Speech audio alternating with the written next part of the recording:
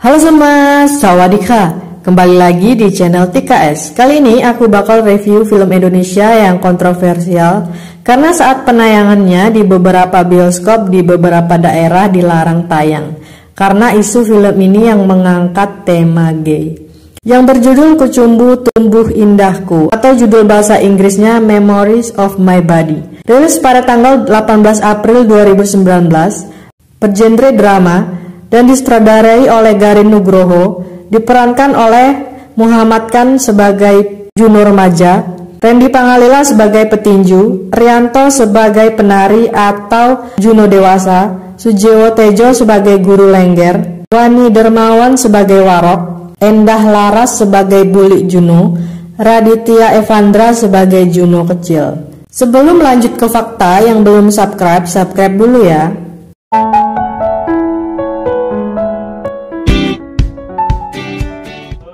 Oke, lanjut ke fakta-fakta film ini. Yang pertama, menyabet Piala Citra terbanyak di Festival Film Indonesia tahun 2019.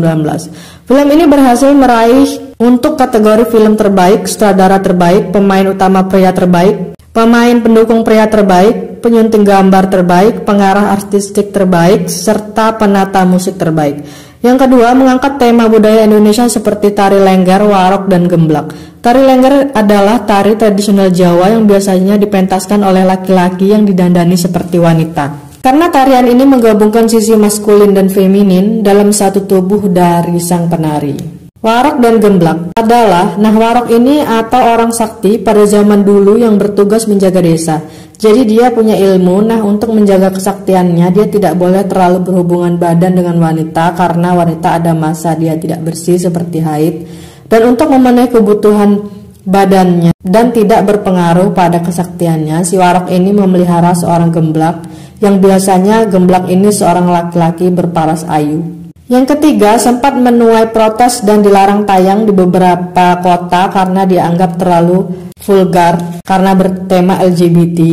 Yang keempat, film ini meraih sambutan hangat di luar negeri. Yang kelima, mewakili Indonesia di Oscar tahun 2020. Yang keenam, terinspirasi dari kisah nyata teman sang sutradara yaitu koreografer sekaligus penari lengger asal Banyumas yaitu Rianto yang juga main di film ini.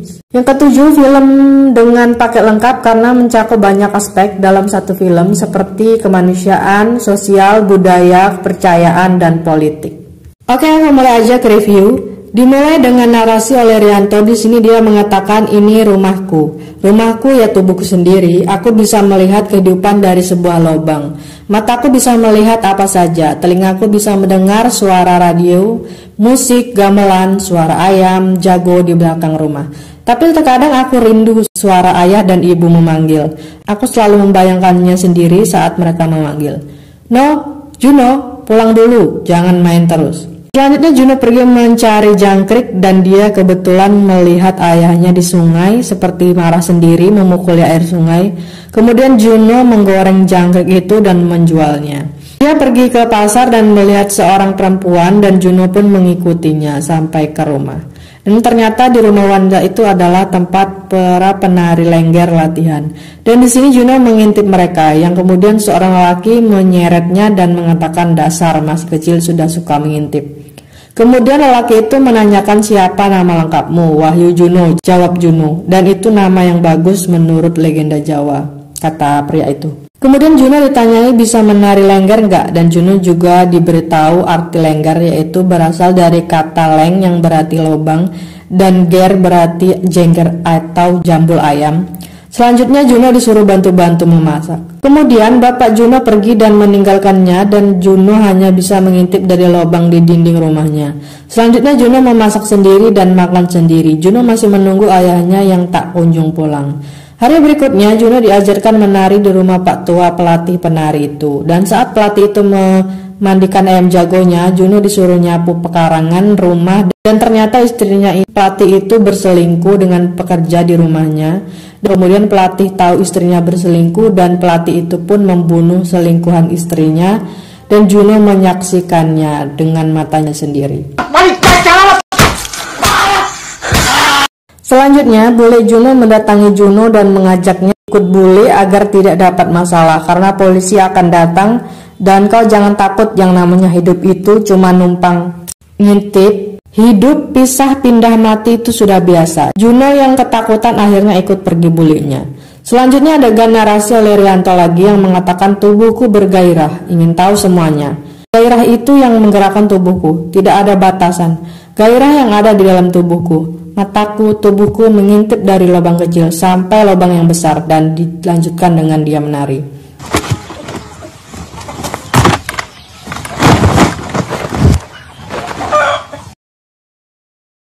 Selanjutnya saat Juno tinggal bersama bulenya ini jualan ayam hidup di pasar, dan Juno pintar memeriksa ayam yang akan bertelur.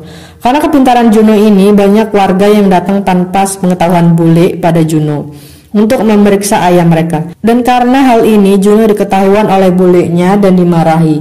Juno dihukum dengan bulenya menusuk jari Juno hingga berdarah. Wes tak hukum lho kowe. Dibaleni meneh. Karena jari Juno yang sering terluka dan menjadi bau, hal ini membuat Juno diejek oleh teman-teman di sekolahnya. Juno dikatai bau, dan guru juga bukannya membela Juno tapi justru menghukumnya. Juno dipukul dan disuruh menulis di papan tulis menggunakan mulut. Tapi ada satu guru perempuan yang kasihan pada Juno. Juno berada di sanggar tari saat itu. Semua temannya sudah latihan dan pulang, tapi karena Juno datang terlambat, Juno harus belajar sendiri. Awalnya Juno mau latihan, tapi kemudian dia tidak mau dan menangis. Ibu pelatihnya berusaha menenangkan Juno dan berkata, nasibmu itu ada di kelembutan tubuhmu, itu jalan hidupmu. Kemudian Juno melihat dada ibu pelatih itu, dan ibu pelatih itu bilang Juno pasti belum pernah memegang ibunya, dan ibu pelatih membolehkan Juno untuk memegangnya. Tapi sial, warga melihat dan salah sangka. Warga mengira ibu pelatih sudah menyesatkan anak kecil. Karena hal ini Juno pun pindah ikut Pak D-nya, dan saat Juno dijemput dalam perjalanan, waktu langsung berpindah menjadi Juno remaja. Aku kan berjanji. Selanjutnya narasi lagi oleh Rianto dan mengatakan, waktu aku kecil aku sudah ditinggal oleh bapak, jadi semua aku lakukan sendiri. Aku pergi ke sawah cari daun centongan, dimasak sendiri, ngambil daun bayam terus dimasak sendiri, masak air untuk mandi sendiri. Aku punya pengalaman itu di tubuhku. Kalau kupikir-pikir, semua pengalaman itu bisa jadi pelajaran untuk diriku sendiri. Selanjutnya Juno remaja yang tinggal bersama Pak D-nya menjadi penjahit, dan saat itu ada seorang petinju yang akan bertanding dan selesai bertanding akan menikah. Petinju ini memesan baju pernikahan pada Juno, dan saat Juno mengantarkan baju di tempat petinju itu, banyak hal terjadi. Petinju itu meminta agar Juno mengajarkannya untuk memakai baju pengantinnya, tapi saat mereka akan mencoba, seseorang datang. Orang ini seperti mengancam agar di pertandingan nanti si petinju ini harus menang untuk membayar hutangnya. Karena kesal dan badan si petinju ini basah habis mandi, Juno membuka bajunya sendiri dan menyeka tubuh petinju itu dengan bajunya. Petinju heran dan Juno mengatakan kalau badan petinju masih basah, sayang baju pengantinnya nanti rusak. Dan kemudian Juno memakaikan setelan baju pengantin pada petinju itu. Petinju itu meminta agar Juno juga mengajarkan bagaimana memakai kain untuk pengantin wanita. Dan saat Juno memakainya, petinju membantu Juno memakaikan peniti. Tapi saat petinju itu memakaikan peniti pada Juno tanpa sengaja, petinju itu menusuk Juno dengan peniti itu. Dan Juno kesakitan, yang kemudian petinju itu menghisap darah Juno. Tapi karena hal ini, suasana jadi tidak nyaman. Petinju meminta maaf dan pergi, sedangkan Juno masih memandangi peniti yang menusuk.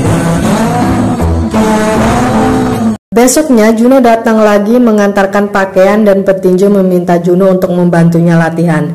Petinju itu menutup matanya untuk melatih instingnya hanya dari penciumannya. Dan di sini Juno membantu petinju latihan sambil menari. Tapi kemudian petinju itu memegang dada Juno, dan Juno mengatakan, kau tahu lukaku kemarin, yang kemudian petinju itu menutup matanya dan Juno pergi. Selanjutnya saat Juno memasak, petinju itu menceritakan hidupnya yang mana dia harus jadi tulang punggung karena adiknya banyak. Dia menjadi petinju karena tawaran temannya yang ternyata dia hanya dimanfaatkan saja.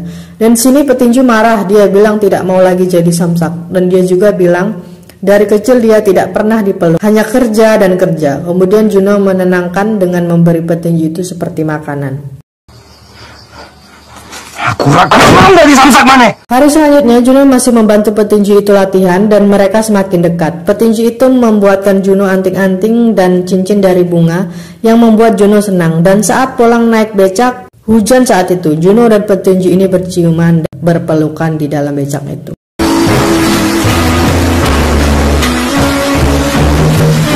Di malam pertandingan, Juno mengatakan agar petinju menang, agar calon istrinya senang dan uangnya dikumpulkan biar cepat nikah. Dan saat setelah pertandingan, petinju itu mengatakan, setelah ini kita pergi ke rumah calon istriku dan kau jadi keluargaku. Tapi ternyata petinju itu kalah, lebih tepatnya mengalah. Dan saat Juno menunggu petinju itu, Juno ditarik seseorang dan petinju itu diseret ke dalam.